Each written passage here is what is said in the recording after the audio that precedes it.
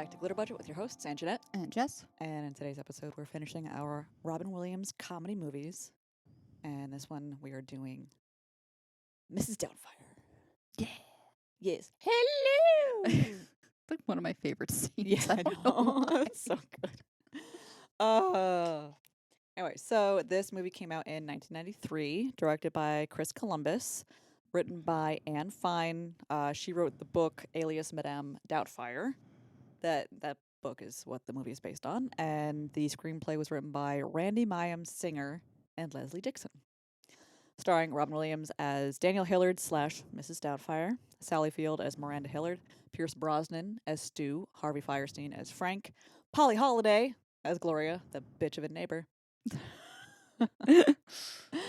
Lisa Jacob as Lydia Hillard, Matthew Lawrence as Chris Hillard, Mara Wilson as Natalie Hillard. And there's several other like smaller supporting roles that if we deem them mentionable, we'll mention them later. But yeah, this I think this is probably one of like a lot of our age like childhood favorite. Yeah. I think I probably watched Mrs. Doubtfire more than any of the other Robin Williams films that we've discussed so far. This one and The Birdcage I have watched a lot. Jumanji, I don't think I'd watched that in a while. And then what was the one we just did? Wow. Hook. Holy Damn. fuck. I have memory problems. I don't know if you know that, but no, I would definitely say like Jumanji is probably the one that I watched the least, but out of those four, I watched those three the most. Gotcha. Cuz well, Hook, Peter Pan, and Birdcage is that goes without saying. And then this one just because so much of it is just I don't know. I remember it not be like when I watched it more as an adult, I don't remember it being as depressing. Yeah, it's definitely, I mean, it's PG-13, right? So I think aside for Birdcage, the other two were PG, I believe. I don't think. Well, yeah, Birdcage you said, but yeah. Hook, I think yes. Yeah, but I more so this was supposed to be a family film. Well, And I think it was just, I don't know, it's a heavier undertone. yeah, like I don't think you really lock on to the whole divorce aspect of it, like them going through a divorce and like the ugliness that kind of comes with it, and you don't read into that as much when you're a kid because you're kind No. of like focusing on, hey, Robin Williams is funny and now he's dressed as a woman and like an old Scottish nanny type person. So like that's what people kind of glom onto when they're kids, and then when you're an adult, you like, oh shit, the whole reason this is happening is because he's going through the divorce, and like the court proceedings were like it kind of like you get like an in-depth look of what it has to like what parents have to go through when it comes to custody battles. That was very fast and mild. Yeah. Like, let me just say that. Like, that was not a, Definitely not an accurate representation of how it No. actually goes, but I don't think any kind of scenario like that would have happened in real life. Someone like dressing up as an old woman oh no. to take care of their kids, like, we are talking about fiction here. I think, yeah, like watching it when you're older and you have an understanding of relationships and divorce, and I felt so bad, and it was just, it hit pretty heavy when she was, finally just says it's over, and you could see the look on her face of like, I finally said it.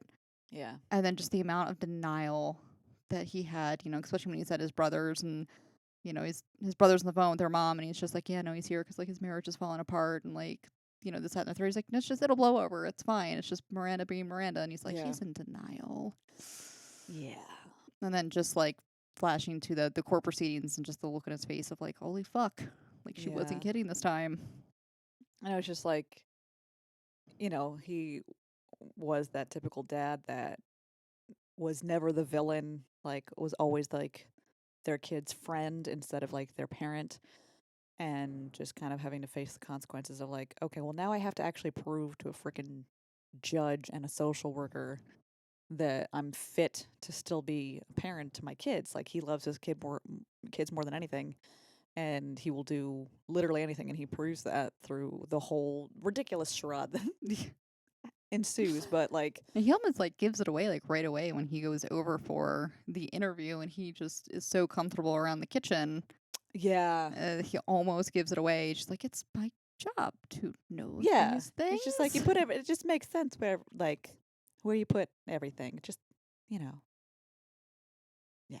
Yeah, but I think too, like her desperation of wanting to find a really good nanny and stuff. He probably could have said anything, and she would have just been like, "Yeah, that makes sense. I need this so bad. I'll believe anything right now. Like, don't Yeah. care." Oh, the like the the scene where it's just him calling up as like a bunch of Love potential. it. Oh my god. Oh my god. It's fun, like, because I think he got access to the ad that she was gonna put in the paper, right? So Yeah. he put the number. Yeah, he changed the phone number so nobody else could call but Yeah. him. So, but I love the one where it's like, I am Job. That one, and then the one where like she answers and he just screams, "Get back in your cage! Don't make me get the hose!" Oh my god. Yeah, it was classic. Montage. That was the word I was looking for. Ah, okay. I almost said mirage. I'm like, that's not it. It's not an oasis in a desert. But I guess like this was one of the films where the director, who I feel like his parents hated him, naming Yeah. him Chris. I'm assuming Christopher Columbus. Columbus is. I mean, your Yeah. parents hated you, dude. That's unfortunate, but But he's done a lot of good. yeah, This Christopher Columbus, not the other one. no. But I feel like he kind of gave Robin Williams free reign to improv as basically as much as he wanted. Yeah, I think kind of like what I think we've said. Like a couple directors would be like, okay, let's get one or two good takes of you actually like following the script, and then we'll let you just run wild. Yeah. And Chris Columbus kind of just like went above and beyond with that, where he was like he had several cameras on Robin at all times and shot it like documentary style. And he said that like we had so much footage that there's a PG-13, an R, and an NC-17. Like there's all those different versions of the movie, and I want I want it. Yeah, I want to see them so bad. I don't know. I They want to see probably the NC-17 one. yeah. I want to know what that like how bad that one got.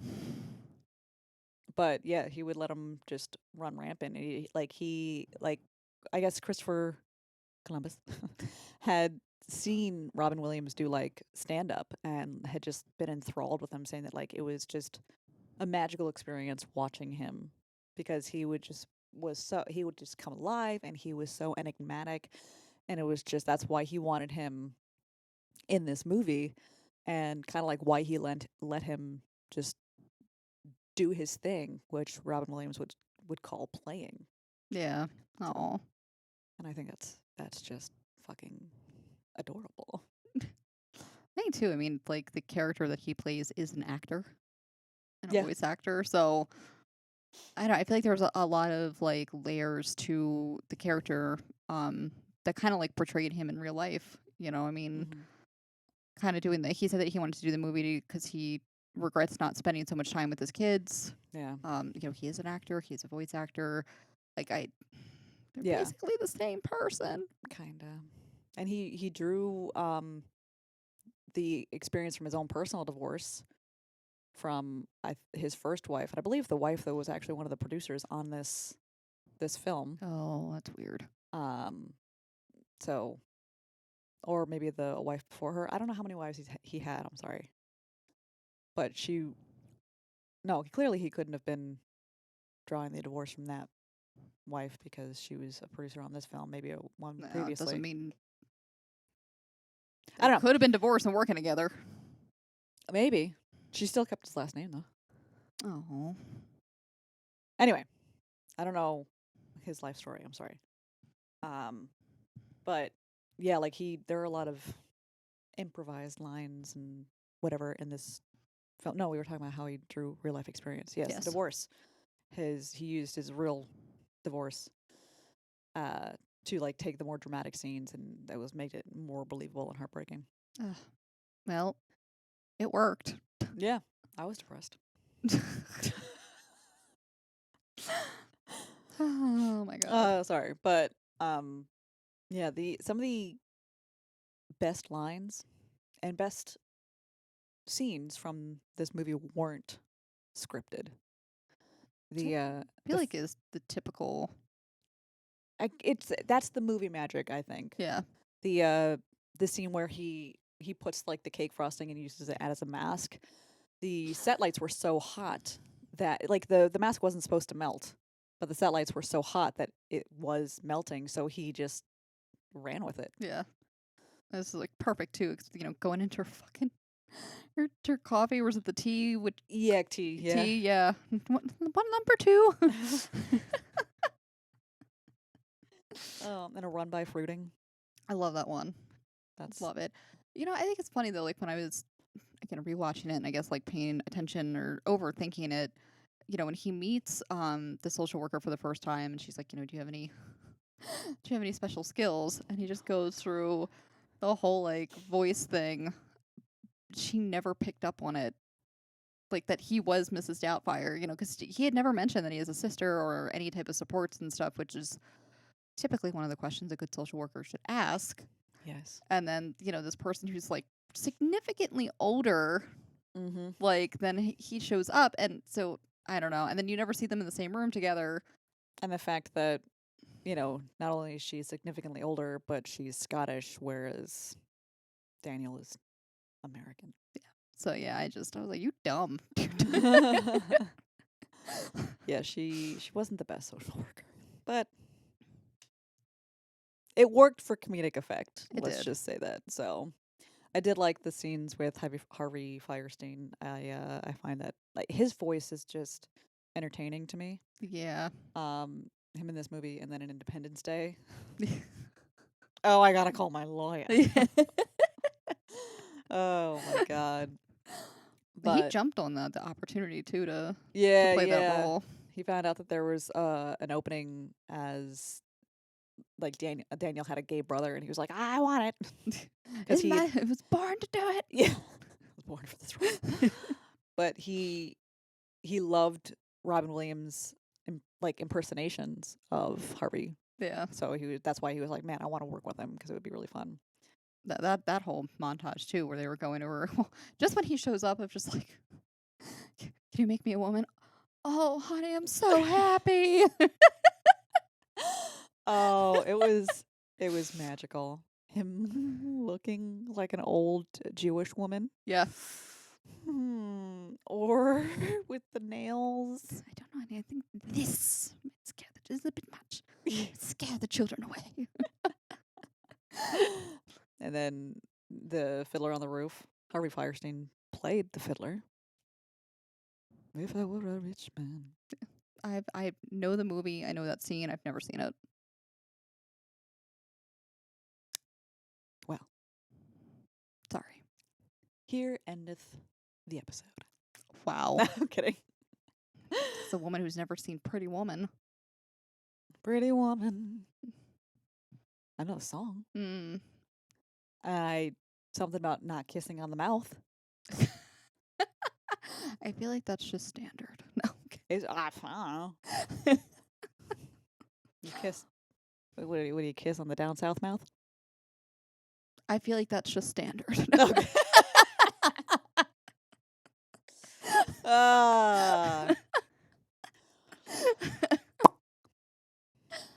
But no, that's I don't know. I feel like, I mean, the whole fucking movie is good, but him doing his voices, with the social worker, and then that montage, as well as the phone interviews, if that's what you want to call it. Just, I don't know. Those 3 montages are just fucking golden. They're Yeah. just so good. And you could just tell they all had so much fun doing it.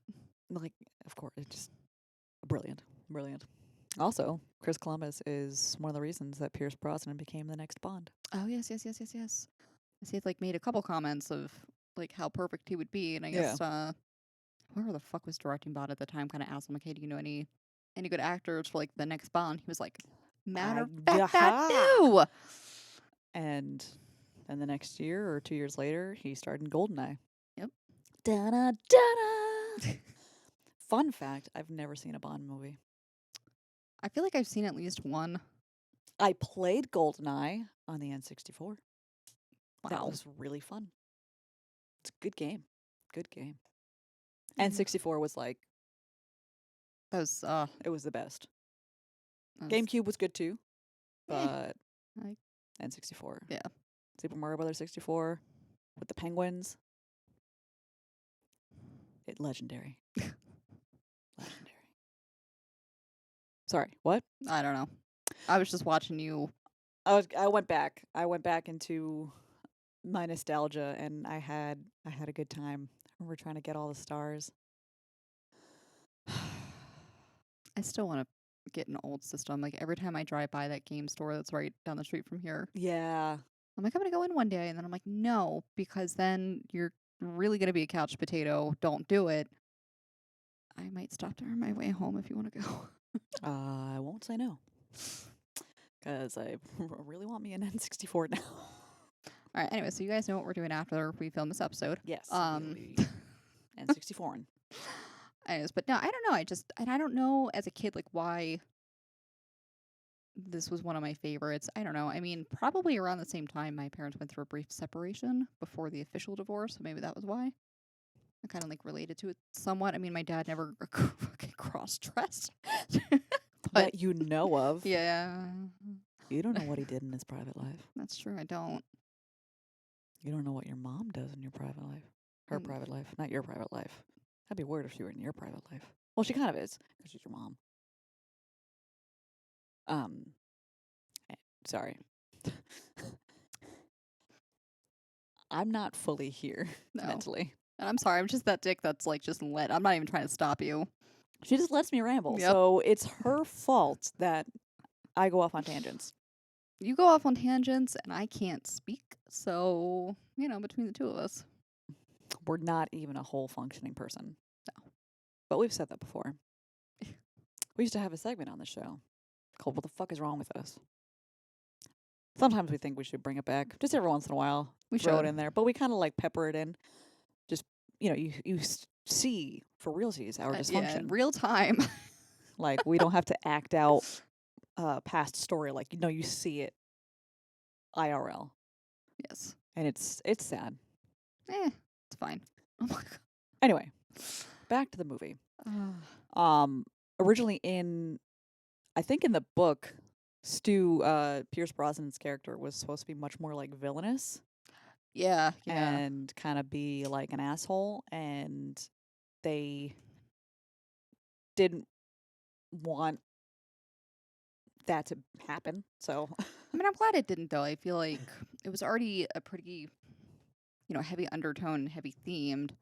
And it had its again dramatic moments and heavy moments, especially like when he has the kids for their first Saturday and she fucking drops them off an hour late, picks them up an hour early, and the kids immediately jump to and he like, gets upset and he was like, "You're my goddamn kids too." And there was definitely it had enough dramatic effect, I think, between those parts that I think Stu being a villain and just being a complete dick would have it wouldn't have felt the same. I think it would have been too much. yeah, and I think it just would have been unnecessary. And I remember like thinking like that is a really cunty move.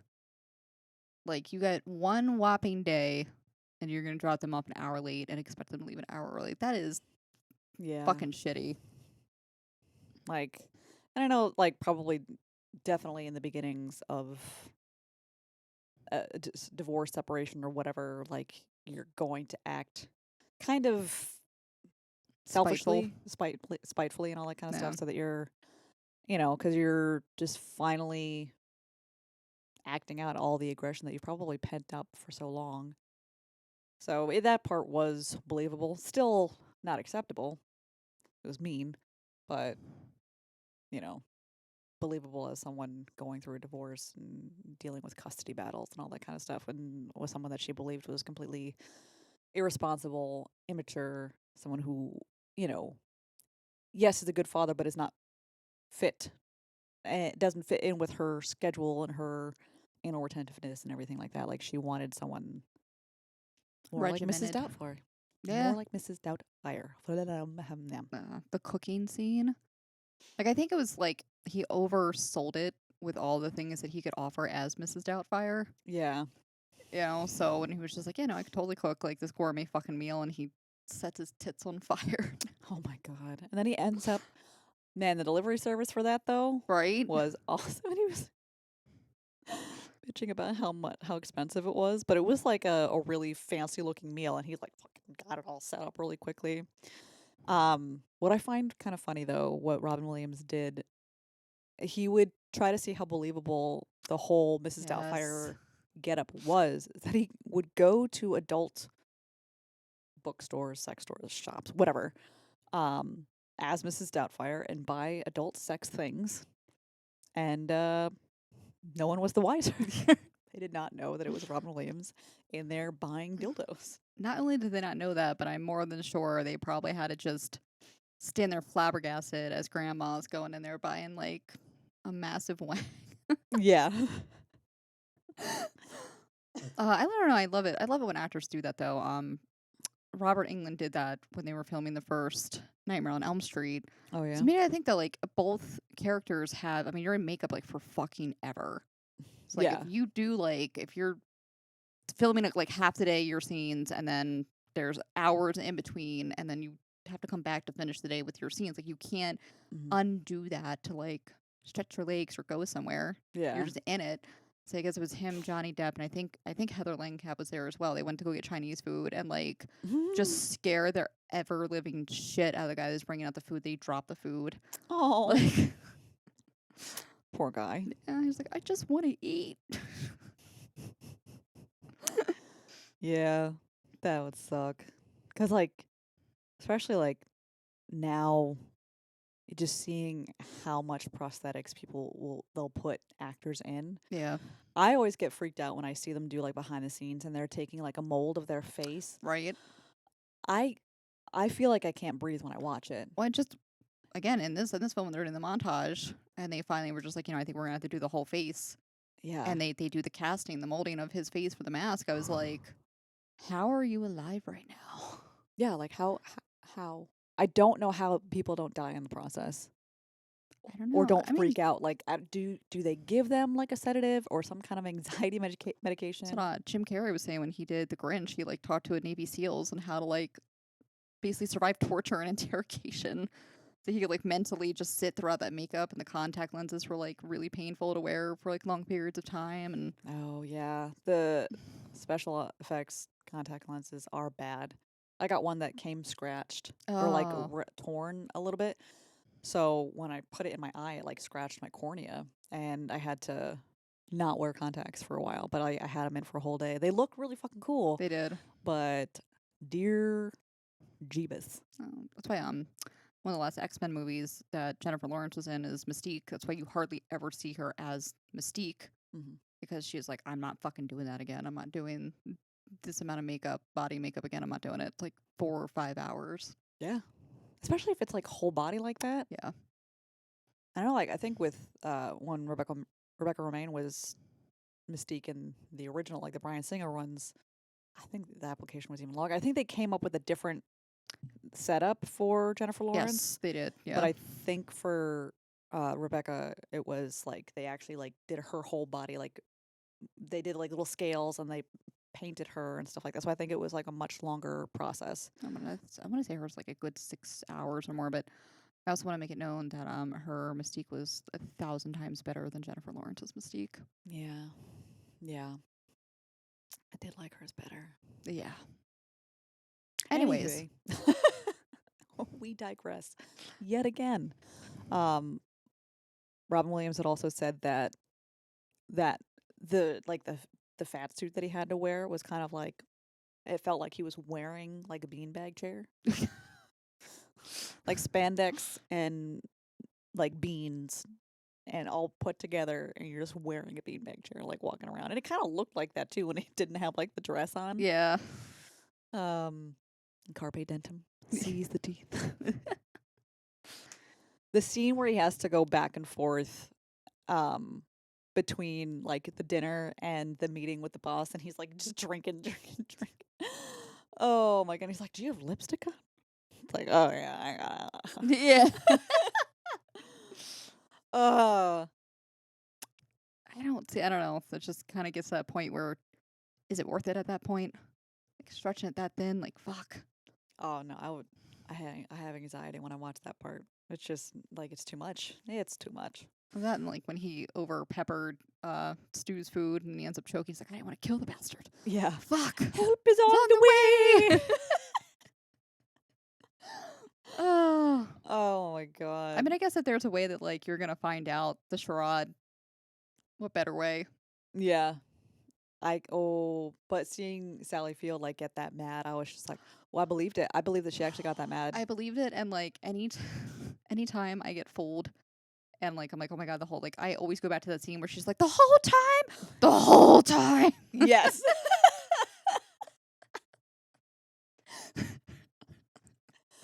Like the weight of everything just hits her the whole time. Yeah, Oh. so anytime if you catch me going the whole time, that's where that's from. She's harnessing her inner.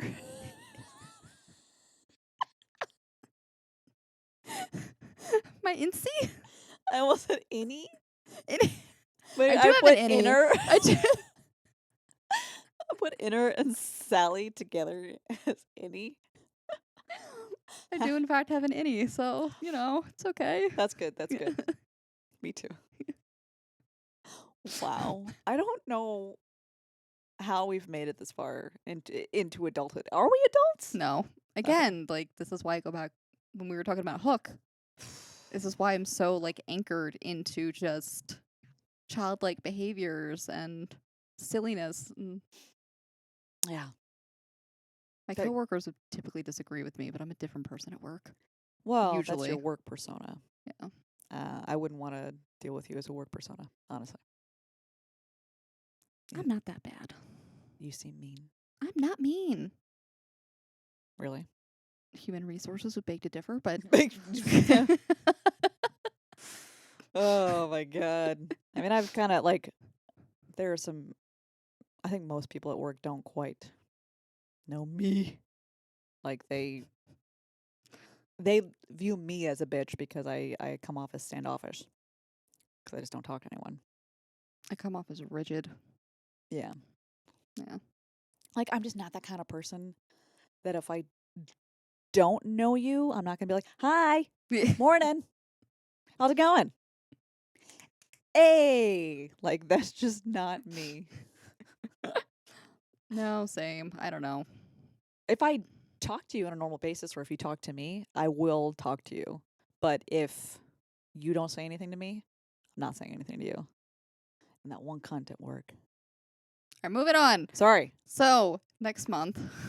Next month, 90s rom-coms. Yes. So we're doing 10 Things I Hate About You, Yes. Pretty Woman. French Kiss, and You've Got Mail. We're doing You Got Mail? That was the other Meg Ryan one? Yes. Which one did you think? I don't know. One that I didn't know. I was like, I didn't know French Kiss, but alright, anyways. My bad. Yes, you're bad. Sorry. But yeah. So that will be in the month of February. Where can they all watch Mrs. Doubtfire? HBO Max. Hey, that's a new streaming service, right? It indeed is. You can probably also rent it on Amazon. I'm just assuming. No, that's No, no, that's why you had to watch it on HBO Max. 99% sure that was the only option that came up. Pretty Oh, sure. okay. Could be wrong, but I'm pretty sure it was HBO Max. Well, I have this one on DVD as well. So that's another option. If you just have a shit ton of DVDs, then just watch them. Or if you are like me and you own movies that you have not opened nor watched, Oh my god, that drives me nuts that you do that. crack them open and give them a watch. Like, I don't think you understand how much that just blows my mind and like makes my eye twitch. Out of all the things that send you a twitching, I mean, there's other things, but that I do or just in general? both. What I'm else? kidding. I'm Wow. kidding. I mean, I know I'm anal retentive and have some OCD tendencies. Like, you have no idea that I'm borrowing your books. Like, I've never had a more anxious reading experience in my fucking life. Why? What? Because God forbid if something happens to that fucking book. I'm just saying, I just have a list of things that you cannot do when you borrow things from me. Because I've been burned in the past and I don't want it to happen again. I understand, but yeah, no, a lot of anxiety. But I also trust you. I'm not like sitting there every day thinking like, oh my God, she's got my Harry Potter book. And I'm not inspecting it when I get it Okay, back. that I'm makes not me going feel like, slightly better. I'm not breaking out my fucking magnifying scope to be like, I don't know. I mean, yep, I see it. Drop a sweat here. That's good to know. So yeah, I'm not that bad. But anyway, so yes, next month, Rom-coms. Yoshi. Yeah. Okay.